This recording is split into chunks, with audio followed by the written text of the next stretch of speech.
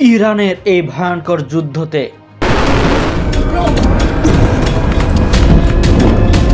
Death to America. ইরানের সবচেয়ে বড় অস্ত্র কি জানেন? না, অ্যাটম বম না।